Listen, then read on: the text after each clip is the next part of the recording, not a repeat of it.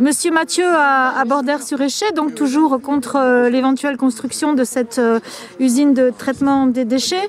On nous parle d'une production de 17 000 tonnes de compost par an. Est-ce que vous pourriez nous éclairer à ce sujet? Oui, alors le compost produit par cette usine, il est produit à partir des déchets qui sont collectés en mélange. Donc il est prévu qu'ils en produisent effectivement 17 000 tonnes que soi-disant les agriculteurs devraient épandre sur les terres agricoles pour amender les sols. Or ce compost est toxique, on le sait, puisque les ordures sont collectées en mélange.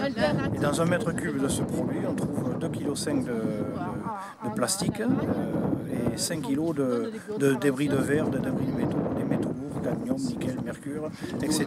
Donc ce compost, à la sortie de l'usine, après production, il va tout simplement être enfoui en centre d'enfouissement, hors département, à nos frais bien entendu. Donc à nos frais, et quel est l'impact pour l'environnement et pour la santé, monsieur Mathieu? Si ce compost est épandu sur les terres agricoles et qu'on nourrit le bétail avec ou qu'on vient consommer les céréales qu'on va pousser dessus, c'est toute la chaîne alimentaire qui va se retrouver contaminée et dans 15-20 ans, les sols en seront saturés.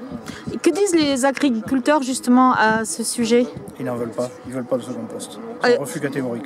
D'accord. Et par contre, c'est pas le discours que l'on a des autorités. Ils prétendent que les agriculteurs seraient désireux d'acheter ce compost? Oui, alors ils prétendent que les agriculteurs s'arracheront ce compost. D'ailleurs, Veolia tient un double discours. En Angleterre, il déconseille l'utilisation de ce compost dans les terres agricoles en disant que c'est dangereux. Et en France, ils vantent les mérites de ce même compost en disant qu'il faut le mettre dans les sols.